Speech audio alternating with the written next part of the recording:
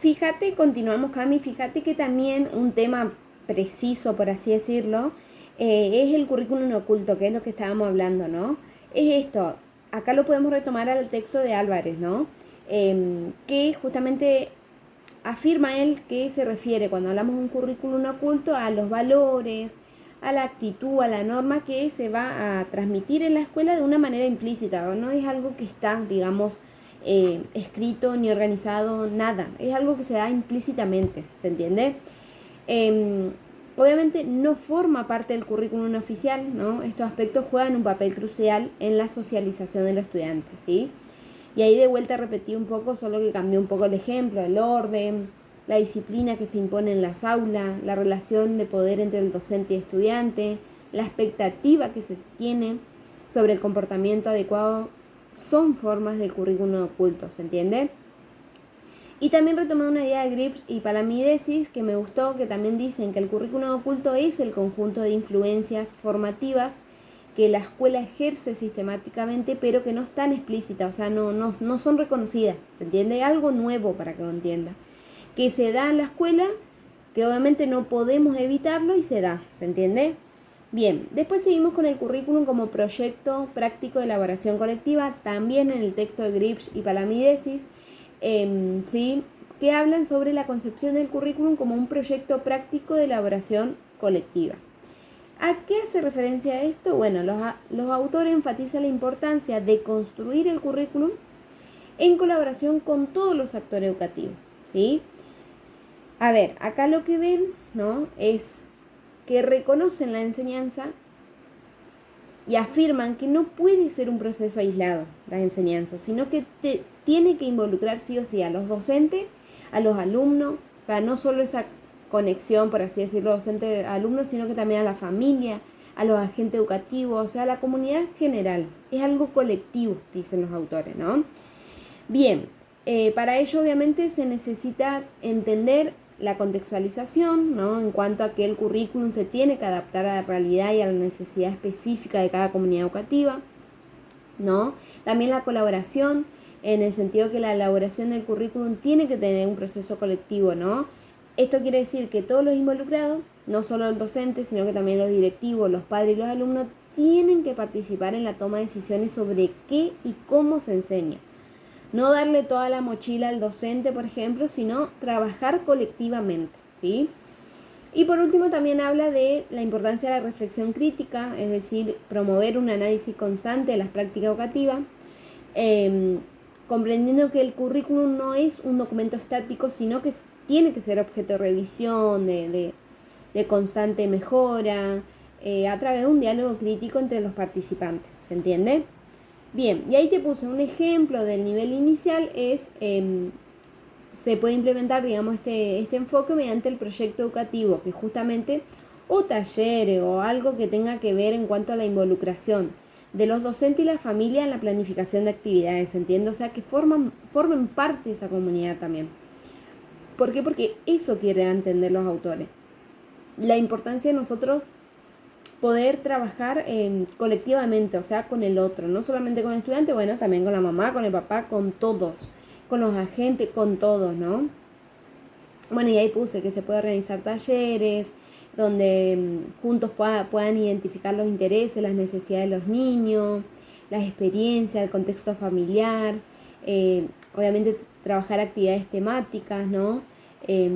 Pero bueno, en sí, hablando del currículum como proyecto práctico de elaboración colectiva, nos va a permitir a nosotros una educación más inclusiva, más relevante, más de equipo también lo veo, en el sentido de que no es que voy a trabajar sola, sino bueno, vamos a unir la fuerza y va a salir más ideas, vamos a plantear más actividades, ¿no? Y obviamente acá está involucrada todas las voces son escuchadas, todas las voces son valoradas. Y está bueno, está interesante.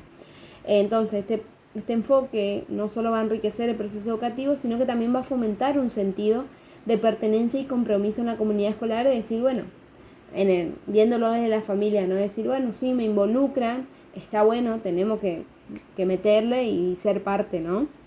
Así que bueno, eso por un lado. Después pasamos a otro tema que es el análisis comparativo de diseño curricular de los 3 niveles. Ahí tenemos que ir al diseño, ¿no? Que explica más o menos cada nivel lo explica siempre comparando, o sea, siempre lo que hace es comparando, no sé, el nivel inicial con el nivel primario. Entonces lo que hice fue un breve cuadrito para que vos lo memorices más rápido y es poder entender el nivel inicial, ¿no? Todo por un lado, el nivel primario todo por abajo y el nivel secundario todo por abajo. En cuanto al enfoque, el nivel inicial tiene un desarrollo integral. Acuérdate que a lo largo de todo este repaso nosotros siempre hablamos de una educación integral, porque el inicial justamente tiene esa mirada de poder integrar, de poder abrir las posibilidades, las características, las habilidades, las destrezas, o sea, el desarrollo que tiene el estudiante y que puede obviamente lograr, ¿sí?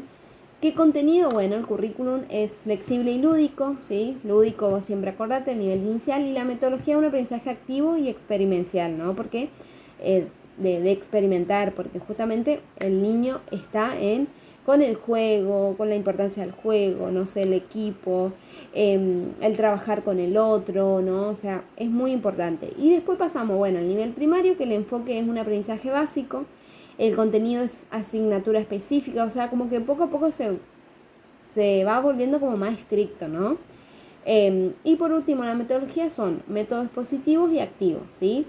A diferencia del nivel secundario, el diseño curricular, el enfoque es una formación integral, el contenido es una asignatura electiva y la metodología es un aprendizaje autónomo y crítico. Acá como que se enfocan sí o sí en cada estudiante y en cada particularidad de ver cuánto pueden adquirir, ¿sí? Y obviamente los contenidos son más selectivos, o sea, ya es más riguroso, ¿sí? Obviamente, cada diseño curricular de los niveles presenta diferencias significativas en su enfoque, en su contenido y metodología, que me pareció más lo interesante, ¿no? Por ejemplo, como bien te decía al principio, mientras el nivel inicial se enfoca en el desarrollo integral a través del juego, el nivel primario busca consolidar aprendizajes básicos y el nivel secundario se orienta hacia la formación crítica y autónoma del estudiante. Muy diferente, ¿sí? Obviamente, toda esta diferencia refleja la necesidad y característica de cada etapa de desarrollo educativo, cognitivo, o sea, todo, psicológico, todo, porque no vamos a diferenciar o igualar un niño de 5 años con un chico de 15 años, ¿sí? Hay mucha diferencia. Bien, y otro tema que se dio también es la justicia curricular, Cam, que no está en el diseño, me pareció raro, no están en los conceptos, pero bueno, lo di, digamos, y me acordé, digamos, y busqué unas ideas de un video también para basarme, y bueno, y ahí te puse las ideas, ¿viste? Pero en sí la justicia, para que uno entienda, es justamente equidad, o sea, hace referencia o es un sinónimo de equidad, de inclusión en el diseño y la implementación del currículo educativo, ¿sí? Algún aspecto, por ejemplo, que sí o sí incluye cuando hablamos de justicia curricular, la representación, en el sentido de que tenemos que asegurar el contenido, las perspectivas, la historia representada en el currículum sean diversas y reflejen obviamente la pluralidad de experiencias y voces que hay en la sociedad. También tenemos que tener en cuenta la accesibilidad, ¿no? Garantizar justamente que el currículum y los materiales didácticos sean accesibles y adaptados a las necesidades de todos los estudiantes, ¿no? Incluyendo aquellos con estudiantes con discapacidad, con dificultad de aprendizaje, no, siempre hay que tener esa accesibilidad, perdón. Y después también habla otro aspecto, es la relevancia cultural, ¿no? Dice que tenemos que diseñar un currículum, o sea, se tiene que diseñar un currículum donde sea relevante, donde sea significativo para todos los contextos, tanto cultural, social, comunitario que tienen y que hay, digamos, en los estudiantes, ¿sí? Bien, también tener en cuenta la justicia social, en el sentido de justamente lo que hablábamos al principio, la equidad, la inclusión, ¿no? En el contenido, en la implementación del currículum, no sé, no vamos a trabajar un contenido que haga bullying o no sé, o que dificulte a un determinado grupo, ¿no? O sea, siempre hay que mirar todo, o sea, todo, justamente abordando y trabajando, o sea, dar una conciencia, pero crítica sobre el racismo, sobre el sexismo, la desigualdad, o sea, poder concientizar, pero de una forma positiva, ¿no? Y bueno, y otro también es la participación de la comunidad, o sea, involucrar a las comunidades locales, a los padres, a los estudiantes, no a los diseños y la toma de decisiones que va a existir, digamos, sobre el currículum. Pero en grandes rasgos es la justicia curricular es asegurar, ¿sí? O sea, poder buscar que el currículum educativo, poder lograr que el currículum educativo sea justo, Cami. O sea, que pueda ser inclusivo, que pueda ser relevante para todos los estudiantes. Porque acordate, como siempre decimos, en cada aula va a haber un mundo de chicos diferente a otro. O sea, cada uno es diferente, ¿no? Eh, Independientemente de su origen, de su identidad, de su circunstancia. O sea, y ahí retomé algo que decían los autores que, por ejemplo, cuando hablaban de la función del director, ¿no?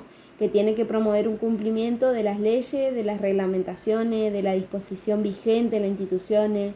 ¿Por qué? Porque dice que, por ejemplo, y ahí hablaban, si el director cumple, ¿no?, estas leyes o estas reglamentaciones, en donde pueda aceptar, digamos, donde pueda estar las disposiciones vigentes, va a fortalecer la trayectoria educativa y va a garantizar justamente la justicia curricular, ¿sí?